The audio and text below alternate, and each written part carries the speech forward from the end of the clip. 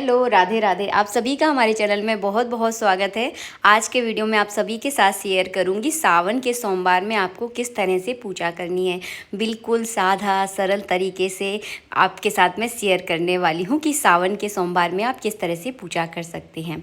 तो सबसे पहले आपको पूर्व दिशा की ओर मुख करके बैठना है। एक पटा ले लेना या फिर आपके पास चौकी है तो आप चौकी भी जो है ना ले सकते हैं। इस पूजा को आप चाहें तो सुबह कर ले, आप चाहें अगर आपके पास वर्किंग है, कहीं काम करने अगर आप जाते हैं तो शाम के समय प्रदोष काल में भी आप इस पूजा को कर सकते हैं। सफ़ेद कलर का आपके इसके ऊपर पटे के ऊपर जो है ना वस्त्र आपको बिछाना है। तो पूजा का अगर पहले से आपके पास कोई कपड़ा रखा हुआ है सफ़ेद कलर का तो उसे भी आप बिछा सकते हैं। और उसके बाद भगवान के दाहिनी ओर यहाँ पर मैंने घी का दीपक प्रज्वलित कर लिया है। अगर भगवान शिव पार्वती की तस्वीर अगर आपके पास है तो आप इस पूजा में तस्वीर भी रख सकते हैं, अगर नहीं है तो कोई दिक्कत नहीं है। और मैंने यहाँ पर एक कांसे का कटोरा लिया है तो शिवलिंग को जो है ना मैं इसी में स्नान कराऊंगी। अगर आपके घर के मंदिर में शिवलिंग है या शिव पार्वती की कोई तस्वीर है तो दोनों में से आप किसी एक की भी जो है ना पूजा कर सकते हैं। अगर दोनों है तो दोनों को इस पटे पर या चौकी पर जो है ना आप रख सकते हैं। मेरे घर में दोनों थी तो दोनों जो है ना मैं इस तरह से रखकर आपको बताने वाली हूँ। कांसा या पीतल के बर्तन में भगवान को स्नान कराना बहुत शुभ माना जाता है, क्योंकि ये धातु जो है बहुत शुभ होती है। तो यहाँ पर चावलों का मैंने आसन दिया है, थोड़े से पुष्प बिछा दिए हैं। आप चाहें तो इस कांसे के कटोरे में भगवान शिव का मंत्र भी लिख सकते हैं, आप चाहें तो केवल ओम भी जो है ना लिख सकते हैं। सबसे पहले दीपक का पूजन किया जाता है ताकि ये पूजा जो है ना हमारी निर्विघ्न संपन्न हो और इस पूजा का हमें पूरा फल जो है ना प्राप्त हो। स्टेप बाय स्टेप जो है ना मैं इस वीडियो में आपको दिखाऊंगी कि किस तरह से आपको पूजा करनी है।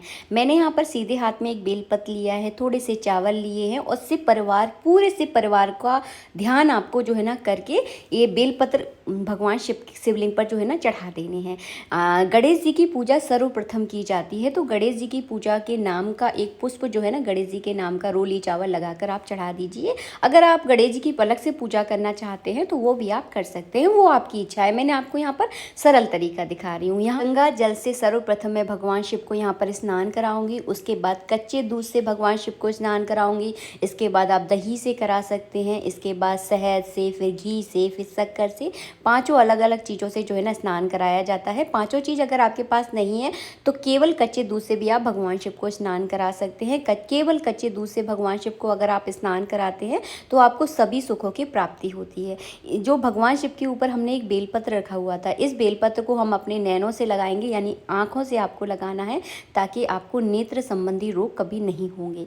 इसके बाद जो है ना हम यहाँ पर भगवान को अंग पोषण कराएंगे। शुद्ध जल से भी हमने यहाँ पर भगवान को स्नान करा दिया है तो अच्छे से अंग पोषण कराना है। और फिर जो है ना चौकी के ऊपर इस तरह से पुष्प बिछा देना है, थोड़े से चावलों का आसन भी देना है। इसके बाद जो है ना यहीं पर जो है ना हम भगवान शिव को विराजमान करेंगे। अगर आपके घर के मंदिर में भगवान शिव का पूरा परिवार है तो सावन के सोमवार में आप पूरे परिवार को भी जो है ना बिठाकर यहाँ पर उनका पूजन कर सकते हैं। उसका वीडियो अगर आप चाहोगे ना तो मैं जल्दी से जल्दी आप लोगों के लिए अपलोड कर दूँगी, तो आप मुझे कमेंट में बता देना। यहाँ पर मैंने उल्टा बेलपत्र रखा है। भगवान शिव को जो जब आप आसन देते हो तो हमेशा उल्टा बेलपत्र करके ही आसन दिया जाता है, उल्टा बेलपत्र ही भगवान के ऊपर चढ़ाया जाता है। और हाँ, बेलपत्र जब आप चढ़ाते हो ना तो उसकी डंडी जो है ना तोड़ लिया करो, क्योंकि डंडी में जो है ना पाप का वास होता है। और हाँ, एक बात और बताऊँगी, सोमवार के दिन कभी भी बेलपत्र तोड़े नहीं जाते, तो एक दो दिन पहले जो है ना बेलपत्र तोड़ कर रख ले।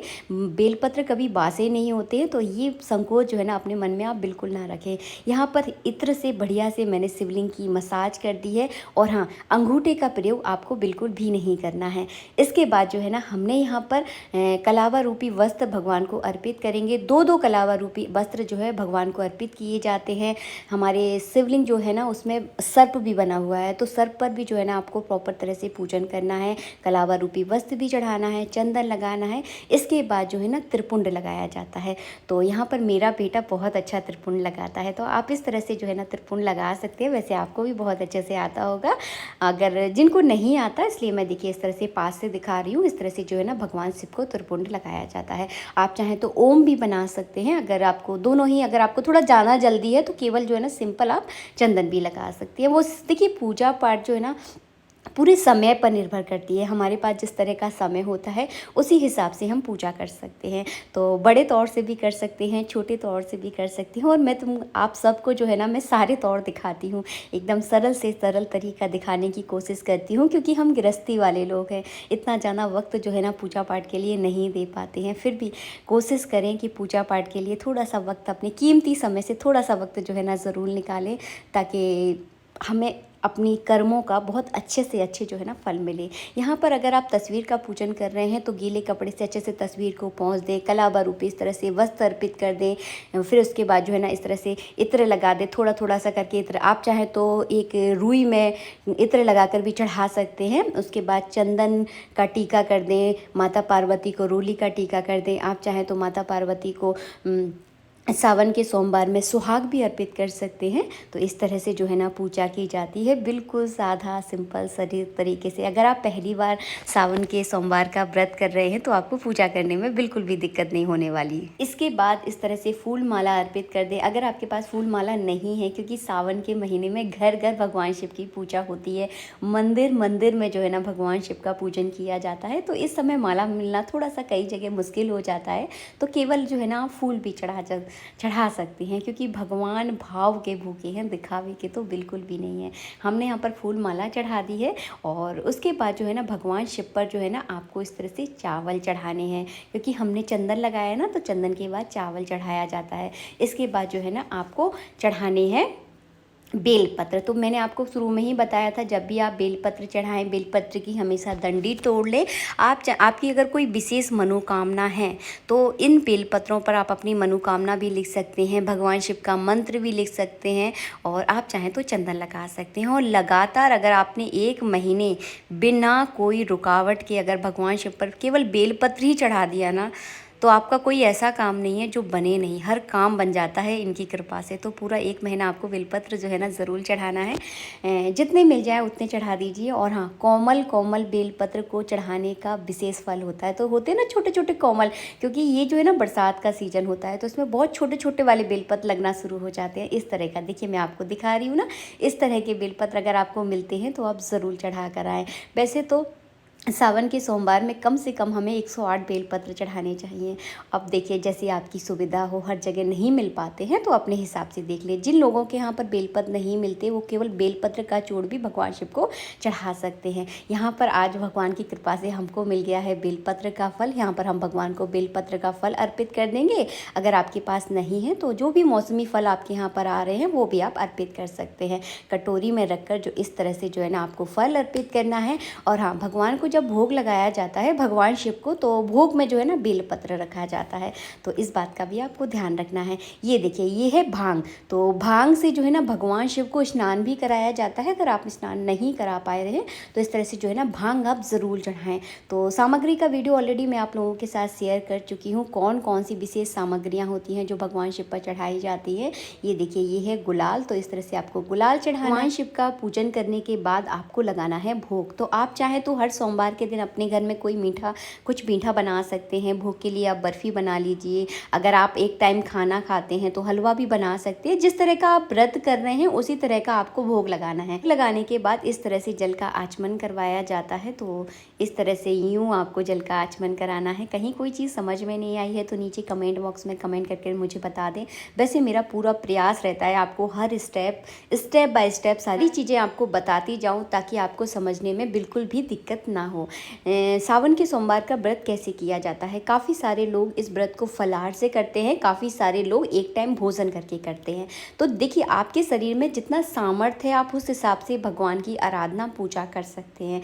जब हमारा शरीर स्वस्थ होगा तभी हम भगवान की पूजा कर सकेंगे। एक दिन जब हम बीमार हो जाते हैं ना, तो हमारा किसी काम में मन नहीं लगता है। तो बस जैसे आपके शरीर में सामर्थ्य हो उस हिसाब से आप पूजा करें, व्रत करें। इसके बाद करनी है आपको आरती। और आरती तो आपको पता है, सबसे सबसे पहले गणेश जी की करनी है, उसके बाद शिव शंकर की आपको आरती करनी है। और भगवान भोलेनाथ बहुत भोले होते हैं, बहुत जल्दी आपकी मांगों को पूरा कर देते हैं। तो भगवान ब्रह्मा कहते हैं कि मैं तुम्हें केवल उतना ही दे सकता हूँ जितना भगवान विष्णु चाहते हैं, और भगवान विष्णु कहते हैं कि मैं तुम्हें उतना ही दे सकता हूँ जितना तुम्हारे भाग्य में है। और भगवान शिव कहते हैं कि मैं तुम्हारा जो भाग्य का है वो तो तुम्हें मिलेगा ही, और जो तुम चाहते हो, जो तुम्हारे भाग्य में नहीं है, वो भी देने का सामर्थ्य भगवान शिव में है। आशा करती हूँ आपको सब कुछ अच्छे से समझ में आ गया होगा।